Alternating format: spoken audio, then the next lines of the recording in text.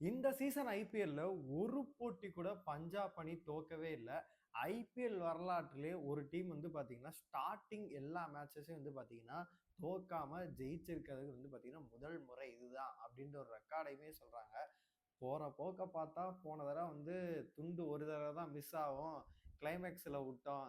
இந்த தடவ விடமாட்டோம் அப்படிங்கிற மாரி ஒரு அன்பீட்டனான டீமா, வேற லெவல் டீமா வந்து பார்த்தீங்கன்னா, உண்மையிலே வந்து பஞ்சாப் இருக்காங்க. பேட்டிங்கும் சாலிடா இருக்கு, பவுலிங்கும் சாலிடா இருக்கு. இன்னைக்கு 250 ரன் குவிக்கிறாய்ங்க. அங்கிட்டு ஆப்போசிட் பார்த்தீங்கன்னா, சஞ்சய் கோயங்கா டீமு. பார்க்கவே பாவமா இருந்துச்சு. மரணடி அடிச்சு விட்டாங்க அப்படின்னு தான் சொல்லணும். மேட்ச் நடந்த இன்ட்ரெஸ்டிங்கான விஷயங்கள் எல்லாத்தையுமே நம்ம ஃபுல்லாவே பார்த்துடலாம்.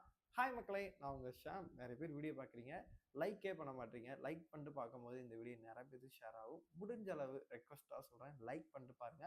ஹைப் இருக்கவங்க ஹைப்பை கூட தட்டி விடுங்க. வீடியோக்குள்ள போயிடலாம். ஒரு சைடு இந்த ஃபர்ஸ்ட் 4 பொசிஷன்ல வந்து சென்னை அண்ட் மும்பை இருக்கும்போது இப்பதான் பங்காளி ஆட்டம் களகட்டுது அப்படின்ற மாதிரி இருக்கும். அவனுங்க போன சீசன்ல இருந்து பாத்தீங்கன்னா, அதுக்கு முந்தின சீசன் 2 பேர் ரொம்ப மொக்கையா விளாண்டாங்க. போன சீசன் நம்மளுக்கே தெரியும், பிளே ஆஃப் வரைக்கும் மும்பை வந்துச்சு. சிஎஸ்கே சொல்லவே தேவையில்ல, வந்து 10வது இடத்துல இருந்துச்சு. இப்போ பங்காளிங்க பார்த்தீங்கன்னா நாங்கள் இருக்கோம் அப்படின்னு சொல்லிட்டு அவங்க 10வது இடத்துல இருக்காங்க. அவங்களும் என்ன பண்ணுவாங்கன்னு சொல்லிட்டு தெரியவே இல்லை. வேர்ல்டு நம்பர் 1 பவுலர்லாம் அடி வாங்கினா எங்கே தான் போவாங்க, பாவமாக இருக்கு. ஒரு சைடு பஞ்சாப் பார்க்கும்போது ஹர்ஷ்தீப் சிங்கு வேற லெவலில் போடுறாரு. பேட்டிங் லைனப் வந்துகிட்டே இருக்காங்க. கூப்பர் காலனியோட எங்க இருந்து பிடிச்சாங்கன்னே தெரியல. சரியான சம்பவமா இருந்துச்சு. இன்னைக்கு வந்து பேட்டிங் பண்றது எங்களுக்கு ஒரு இன்ட்ரெஸ்டா இருக்கும், பண்றேன் அப்படின்னு சொல்லிட்டு ஸ்ரேயஸ் ஐயர் சொல்லும்போது, அப்போ புரியல, இப்போ புரியுது. விட்டு பிரிச்சு எடுத்துட்டாங்க. ஃபர்ஸ்ட் 3 ரன்ல வந்து ஒரு விக்கெட் போகுது. 3 ரன்ல ஒரு விக்கெட் போகுது. அங்க இருந்து நம்ம என்ன யோசிப்போம், சரி இங்க இருந்து பிரயான்ச் சாரியா தான் நிக்கிறாரு. சிம்ரன் சிங் போன மேட்ச் நல்லா சூப்பரா விளையாண்டாரு. இப்போ வந்து என்னைய பொறுத்த வரைக்கும் சோலி முடிஞ்சிரும் போல இருக்கு. பவர் பிளேலே எடுத்துட்டு வாங்க அப்படின்னா கண்டிப்பா அடுத்தடுத்து விக்கெட்டுகள் போகும் அப்படின்னு சொல்றத நம்ம எதிர்பார்ப்போம். ஆனா நடந்ததே வேற. அங்க இருந்து கிட்டத்தட்ட வந்து பாத்தீங்கன்னா 185க்கு தான் செகண்ட் விக்கெட் போகுது. அது வரைக்கும் வந்து பாத்தீங்கன்னா கூப்பர் காலனியும் பிரயான்ச் ஷாரியும் விட்டு பிரிச்சு எடுத்துட்டாங்க. லிட்ரலி சொல்ல போனா 2 பேருமே 100. இவன் தலைவன் 9 சிக்ஸ் 4 4 சிக்ஸ் அதிகம். பிரயான்ச் சாரியை பிரிச்சு எடுத்துட்டாப்ல. 37 பால்க்கே வந்து பாத்தீங்கன்னா 93 அடிச்சிட்டாப்ல. இவரு கூப்பர் காலனி 7 சிக்ஸ் 8 4 87 ரன் அடிச்சிட்டாப்ல. இவங்க 2 பேருமே ஆல்மோஸ்ட் மேட்சை வந்து முடிச்சிட்டாங்க அப்படின்னு தான் சொல்லணும். கிட்டத்தட்ட ஒரு மேட்ச்ல 21 சிக்ஸ் தலைவன் தான். இவங்க 2 பேரும் தான் வந்து பாத்தீங்கன்னா இவங்க டீம் ஓவராலா இருக்கு. அது இவங்க 2 பேர் சிக்ஸ் மட்டும் வந்து பாத்தீங்கன்னா கிட்டத்தட்ட வந்து பாத்தீங்கன்னா ஒரு 16 சிக்ஸ் கிட்ட இவங்க தான் அடிச்சிருக்காங்க. 21 சிக்ஸ் வந்து இவங்க டீம் அடிச்சிருக்காங்க. அப்புறம் ஸ்டேஸ் இன்னைக்கு வந்து சீக்கிரம் அவுட் ஆயிட்டாப்ப. மார்க்கஸ் டைனஸ் ஒரு 29 அடிச்சாரு. நேகல் வெதேர் அன்னைக்கு வந்து எதுவும் அவ்வளோ அடிக்கல, 13 ரன்னுக்கு அவுட்டு. பிரசாந்த் சிங் வந்து பாத்தீங்கன்னா 2 சிக்ஸ் அடிச்சாரு, ஒரு 17 ரன் தான் அடிச்சாரு. ஓவராலா பார்க்கும்போது கிட்டத்தட்ட 20 ஓவர்கள் முடிவில் 7 விக்கெட் போயிருந்துச்சு. 254 ரன்கள் வந்து பாத்தீங்கன்னா குவிச்சிட்டாங்க. அப்பயே நம்மளுக்கே ரிசல்ட் தெரியும். இருந்தாலும் மேபி வந்து பாத்தீங்கன்னா இப்போ T20 நம்ம நம்பவே முடிய மாட்டேங்குது. எனிதிங் இஸ் பாசிபிள், என்ன வேணா நடக்கலாம் அப்படின்றதான் நம்ம வந்து உட்காந்துருந்தோம். ஆனா இங்க நடந்ததே வந்து பாத்தீங்கன்னா அப்படியே வந்து ஆப்போசிட்டா இருந்துச்சு. இன்னைக்கு வந்து எனக்கு ஒரு விஷயம் வந்து சத்தியமா வந்து புரியவே இல்லை. என்ன அப்படின்னு கேட்டீங்கன்னா, ஆயுஷ் படோனையும் முன்னாடி இறக்கி விட்டாங்க, அவர் நல்லா ஆடினாரு. கடைசியில வந்து ஆடம் மார்க் வந்து பாத்தீங்கன்னா 6 4 போட்டு அங்க ஒரு இன்டென்ட் காமிக்கிறாரு. பேசாம அவரே ஓப்பனிங்ல இறக்கி விட்டுருக்கலாமே, இல்ல ஒரு ஒன் டவுனுக்கு ஏதாச்சும் ட்ரை பண்ணி இருந்திருக்கலாமே. அவரே வந்து ஒரு பதுக்கி வச்சு வந்து பாத்தீங்கன்னா கிளைமேக்ஸ்ல கொண்டு வந்தாங்க அப்படின்னு சொல்லிட்டு நம்மளுக்கு சத்தியமா தெரியவே இல்லை. இன்னைக்கு சமய ஓவர்லாம் விட்டு பிரிச்சு எடுத்துட்டாங்க. 56 ரன்னுக்கு பக்கம் தலை வந்து கொடுத்துட்டாங்க. இருந்தாலுமே வந்து லக்னோவில் வந்து பார்த்தீங்கன்னா எல்லாரும் ரன் வந்து அதிகமாக கன்சியூம் பண்ணாலுமே கூட வந்து பார்த்தீங்கன்னா ஒருத்தர் மட்டும் வந்து பார்த்தீங்கன்னா 4 6 இந்த மாதிரி கொடுக்காம சூப்பராக போட்டது யார் அப்படின்னு கேட்டிங்கன்னா பிரின்ஸ் யாதவ் மட்டும்தான். 4 ஓவரில் வந்து பார்த்தீங்கன்னா 25 ரன் தான் கொடுத்துருந்தாரு. 2 விக்கெட் எடுத்திருந்தாரு. செம்மையாக போட்டிருந்தாரு. அந்த கடைசி ஓவர்லாம் வந்து பார்த்தீங்கன்னா இறுக்கி பிடிச்சாருன்னு சொல்லலாம். இவரால் தான் இன்னும் ஒரு 30 ரன் வந்து பார்த்தீங்கன்னா கன்சியூம் ஆகாமல் இருந்துச்சு அப்படின்னு தான் சொல்லணும். ஆடம் மார்க்கம் தான் ஒரு ஓவர் போட்டார், 32 ரன்னு விட்டு பிரிச்சு எடுத்துட்டாங்க அப்படின்னு தான் சொல்லணும்.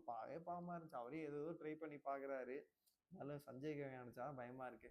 ரிஷப் பண்ட் அடுத்த வருஷம் வச்சிருப்பாரா, இல்ல எதுவும் பண்ணுவாரா, அதை கழட்டி விடுவாரான்னு சொல்லிட்டு தெரியவே இல்லை. மேபி அடுத்த வருஷம் 27 கோடி வந்து நம்ம எதிர்பார்க்கலாம். வந்து இதர கேமரூன் கிரீன் மாதிரி வந்து எதிர்பார்க்கலாம். கேமரூன் கிரீன் வந்ததுக்கு வந்து பார்த்தீங்கன்னா ஒரு மேட்ச்ல 75 அடிச்சிட்டாரு. அப்புறம் ஓப்பனிங்கே மார்ஷ் வந்தாரு, நல்ல ஒரு இன்டென்டோட விளையாண்டாரு. பவர் பிளேல வந்து பார்த்தீங்கன்னா இங்கிட்டு ஆயுஷ் பிரதானையும் மார்ஷும் போட்டு கொளுத்தி எடுத்துக்கிட்டு இருந்தாங்க. அப்படியே நல்லா தான் போயிட்டு இருந்துச்சு. பார்த்தீங்கன்னா ஆயுஷ் விடோனியோட விக்கெட் போச்சு. அப்புறம் ரிஷப் பண்ணிட்டு ரொம்ப நாளைக்கு அப்புறமேட்டு நல்ல ஒரு இன்டென்டோட வந்து பார்த்தீங்கன்னா விளையாட ஆரம்பிச்சாரு. கிட்டத்தட்ட 4 6 ஒரு 4ஓட 43 ரன் தேத்தினாரு. அப்புறம் அவர் பார்த்தீங்கன்னா ஹர்ஷ்தீப் சிங்கோட ஓவரில் வந்து அவுட் ஆனாரு. பூரான் எதுக்கு அவங்க வச்சிருக்காங்க, என்ன ஆச்சு அப்படின்னு சொல்லிட்டு சத்தியமா தெரியல. என்னை பொறுத்த வரைக்கும் போன சீசன் அவர் ஃபார்ம் அவுட் ஆனது. ஸ்டார்டிங்ல ஆரஞ்சு கேப்லாம் வாங்கினாரு. அதுக்கப்புறமேட்டு உட்காந்தாரு. அதுக்கப்புறமேட்டு இன்ன வரைக்கும் பார்த்தீங்கன்னா அந்த ஃபார்ம் வந்து எந்திரிக்கவே மாட்டேங்குது. அப்படியே லெவலில் தான் இருக்காரு. இன்னைக்கு ஒரு 4 அடிச்சிரு 9 ரன் அடிச்சுட்டு பார்த்தீங்கன்னா கட்டையை போட்டு அவுட் ஆயிட்டாரு. அப்புறம் ஆடம் மார்க்கம் வந்து கடைசியில் வந்து பார்த்தீங்கன்னா ஒரு சில ரன்களை வந்து தேத்திக்கிட்டு இருந்தாரு. நம்மளுக்கு தெரிஞ்சு போச்சு ஒரு ஓவருக்கு கிட்டத்தட்ட 25 ரன் அடிக்கணும் அப்படின்ற லெவல்ல இருந்துச்சு. ஓவர் பார்த்தா 3-4 ஓவர் இருக்கு. பார்த்தா 90 100 அடிக்கிற மாதிரி இருந்துச்சு. அப்பயே முன்னாடியே நமக்கு தெரிஞ்சு போச்சு ஃபர்ஸ்ட் ஹாஃபே இவங்க தோத்துருவாங்க அப்படின்னு சொல்லிட்டு. கடைசியில் முகுல் சௌத்ரி வந்து பார்த்தீங்கன்னா ஒரு இன்டென்ட்டோட வந்து பார்த்தீங்கன்னா விளையாண்டுட்டு இருந்தாரு. ஒரு 21 ரன்கள் பக்கம் தேத்திட்டு இருந்தாரு. கடைசியில் நம்மளுக்கு வந்து ரிசல்ட் தெரிஞ்சிச்சு. இதுதான் இன்னைக்கு நடக்க போகுது அப்படின்னு சொல்லிட்டு. பஞ்சாப் சார்பாக வந்து பார்த்தீங்கன்னா எல்லாருமே ஹர்ஷ்தீப் சிங்காக இருக்கட்டும், எல்லாருமே வந்து பார்த்தீங்கன்னா ஓரளவு டீசெண்டாக சூப்பராகவே வந்து பார்த்தீங்கன்னா ஓவர் போட்டுங்க. பேட்லெட் மட்டும் தான் வந்து பார்த்தீங்கன்னா சேவியர் பேட்லெட் மட்டும் பார்த்தீங்கன்னா ஒரு 54 ரன் பக்கம் ரிசீவ் பண்ணாரு. மற்றபடி எல்லாரும் ஓவராலாக பார்க்கும்போது ஓரளவு டீசெண்டாகவே போட்டாங்க. மார்க்கோ ஹான்சன் வந்து பார்த்தீங்கன்னா ஒரு 2 விக்கெட் பக்கம் எடுத்திருந்தாரு. இதுலேருந்து நம்மளுக்கு என்ன தெரியுது அப்படின்னா ஃபர்ஸ்ட் பொசிஷனில் வந்து தக்க வச்சு அப்படியே கம்மு போட்டு ஒட்டின மாதிரி வந்து இந்த சீசனில் மழைனால ஒரு போட்டியில் மட்டும் 1 பாயிண்ட் வாங்கினால 11 பாயிண்ட். அந்த போட்டி என்னை பொறுத்து கேகேஆர் கூட விளாண்டுருந்தாங்க அப்படின்னா ஜெயிச்சா இருந்திருப்பாங்க. ஏன்னா கேகேஆர் அந்த ஃபார்ம்லாம் இருக்காங்க. அப்படி பார்க்கும்போது என்னை பொறுத்தளவு இந்த சீசன்லேயே one of the toughest team அப்படின்னா ஃபர்ஸ்ட் பொசிஷனில் இருக்கிறனால கிடையாது, ஒன் ஆஃப் த கிரேட் டீமும் வந்து பார்த்தீங்கன்னா பஞ்சாப் தான் இருக்காங்க. ஷார்ட்டாக எழுதி வச்சுருக்காங்க. ஷோராக வந்து பார்த்தீங்கன்னா அவங்க வந்து பிளே ஆஃப் போயிடுவாங்க. எந்த ஒரு மாற்று கருத்துமே இல்லை. இங்கேருந்து இதுக்கப்புறமேட்டு அவங்க எதுவும் தவறுகள் பண்ணால் மட்டும்தான் இருக்கும். ஆல்மோஸ்ட் 11 பாயிண்ட்டுகள் வந்துருச்சு. நீங்களே யோசிச்சு பாருங்க. 6 போட்டி விளையாண்டு 5 ஜெயிச்சு 11 பாயிண்ட்ல இருக்காங்க. இன்னும் அங்கிட்டு இங்கிட்டு தேத்துனா கூட வந்து பார்த்தீங்கன்னா இங்கிட்டு ஒரு 4 போட்டி அங்கிட்டு ஒரு 4 போட்டி இருக்கு. இன்னும் ஒரு 8 போட்டி இருக்கு. 8 போட்டியில ஒரு 4 போட்டி ஜெயிக்க மாட்டாங்களா? 4 போட்டி ஜெயிச்சா கூட வந்து பார்த்தீங்கன்னா 8 பாயிண்ட் ஆகுது. 19 பாயிண்ட் போகுது. அப்படின்னா என்னை பொறுத்த வரைக்கும் என்னை அந்த 4 போட்டியும் தோக்க மாட்டாங்கன்னு தான் தோணுது. என்னை பொறுத்தளவு ஒரு அன்பீட்டன் டீமாக கண்டிப்பாகவே இருப்பாங்க. உங்களுக்கே தெரியும் 16லேருந்து 17 18 எடுத்தாவே பிளே ஆஃப் வந்து குவாலிஃபை ஆயிடலாம். 19 20 எடுத்தா ஃபர்ஸ்ட் பொசிஷன் வந்து பார்த்தீங்கன்னா தக்க வச்சிடலாம்.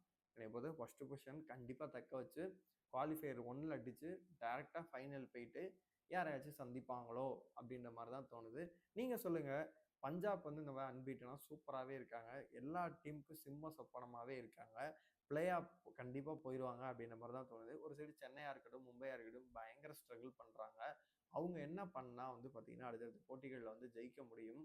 உங்களோட கருத்துக்கள் எல்லாத்தையுமே மறக்காம கமெண்ட் பாக்ஸில் சொல்லுங்கள்.